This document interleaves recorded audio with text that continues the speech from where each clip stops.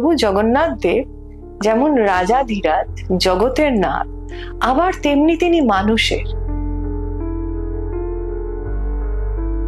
কোনো গর্ভগৃহ থেকে তার মূল দেবতা এসে বাইরে দর্শন দিচ্ছেন, রথে চড়ে যাচ্ছেন, এ জিনিস বোধহয় পুরীর জগন্নাথ দেবের পক্ষেই সম্ভব। যে জগৎকর্তা সারা বছর জগৎ চালাচ্ছেন, তিনি যেন এই সময় একটু বিশ্রাম নিচ্ছেন। যখন রাজা ইন্দ্রদ্যুম্ন জিজ্ঞেস করলেন যে প্রভু, আমি তাহলে আপনাকে এই কদিন দেখতে পাবো না রথযাত্রার আগে অবধি? বললেন, না, তা কেন? তুমি আমাকে পটে দর্শন করবে। জগন্নাথ স্বামী নয়নপথগামী ভবতু মে। প্রভু জগন্নাথ দেবের কথা এবং প্রভু জগন্নাথ দেবের লীলা এত বৈচিত্র্যময় এবং এত অগাধ, সে বিষয়ে কথা বলবার মতো ধৃষ্টতা হয়তো আমার নেই, কিন্তু প্রভু দয়া করে যেটুকু দেখিয়েছেন সেটি আপনাদেরকে একটু বলতে পারি। এই স্নান যাত্রার একটি বিরাট মাহাত্ম্য রয়েছে। স্নান যাত্রাতে প্রভু বাইরে এসে দর্শন দেন। পৃথিবীর হিন্দু মন্দিরই বলুন বা অন্য মন্দিরই বলুন, কোনো গর্ভগৃহ থেকে তার মূল দেবতা এসে বাইরে দর্শন দিচ্ছেন, রথে চড়ে যাচ্ছেন, এবং আপামর জনসাধারণ, সে যে দেশ হোক, যে জাতি হোক, যে বর্ণ হোক, কারোর কোথাও কোনো বিধিনিষেধ নেই। সেই দিন সবাই দেখতে পাবে, স্পর্শ পর্যন্ত করা যেত, এখনো বোধহয় যায়, করতে পারবে। এই জিনিস বোধহয় পুরীর জগন্নাথ দেবের পক্ষেই সম্ভব। আপনারা জানেন যে জগন্নাথ দেব এই একটা সময় যখন তিনি বাইরে বেরিয়ে আসেন, স্নান যাত্রার অনেক ঘটনা, সেগুলো বহু লোক বহু জায়গায় বলছে, কিন্তু যেটা স্নান যাত্রা সম্বন্ধে জানা যায় না বিশেষ একটা, যে সেই ঘটনাটা যদি বলতে যাই তাহলে যেটা বলতে হয় যে প্রভু জগন্নাথ দেব যেমন রাজাধিরাজ, জগতের নাথ, আবার তেমনি তিনি মানুষের। একদম মানুষের জীবনের, মানব জীবনের যা যা কিছু ঘটনা ঘটে, এর থেকে আপন বোধহয় কেউ নেই। প্রভু জগন্নাথ দেবকে এই স্নান যাত্রার দিনে 108 ঘড়া জলে স্নান করানো হয়।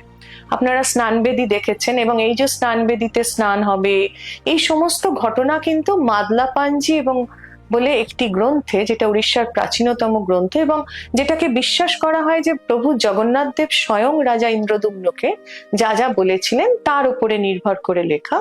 সেই অনুযায়ী স্নান যাত্রার সময় যে স্নান বেদিতে তিনি অধিষ্ঠান করেন এবং যে জলে তাকে স্নান করানো হয়, সেটি একটি, তাতে সূর্যের আলো পড়বে না, সেটি একটি ঢাকা কূপের জল।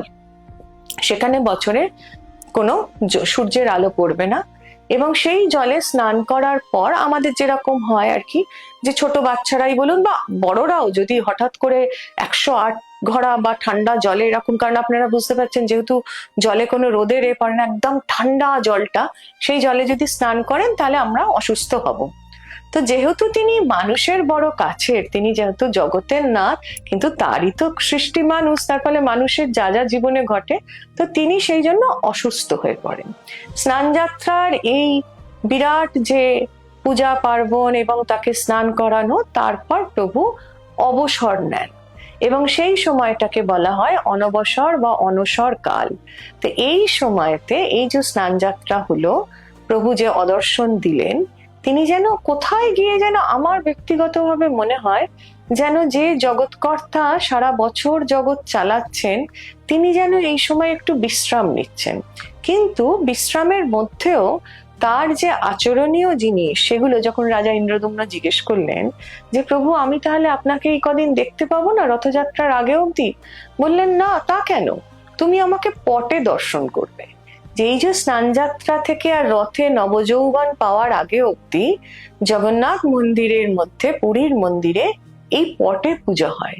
এবং এটাও একটা বিরাট ঘটনা যে ধরুন, এটা তো কোনো আপনার কোনো আর্কিওলজিক্যাল সার্ভের অংশ নয়। জগন্নাথ মন্দির, পুরীর জগন্নাথ ক্ষেত্র মহাতীর্থক্ষেত্র এবং মহাতীর্থ স্থানের মধ্যে অন্যতম একটি মন্দির। তো সেই মন্দিরে যদি না দেবতা থাকে, তাহলে কার পুজো হয়, কে পুজো পায়? এটা তো একটা বিরাট জিনিস। যে কোনো স্ক্রোল পেন্টিং, মানে আমরা যদি টেকনিক্যালি বলতে যাই, সেটা একটা স্ক্রোল পেন্টিং, যেটা কাপড়ের উপর আঁকা হচ্ছে। আর বোধহয় কোথাও নেই যেখানে 15 দিন ধরে নিষ্ঠা সহকারে সমস্ত নিয়ম মেনে যেভাবে বিগ্রহে পুজো হয় সেইভাবেই এটার পুজো হয়। স্নানযাত্রার এটি আরেকটি বিরাট বৈশিষ্ট্য।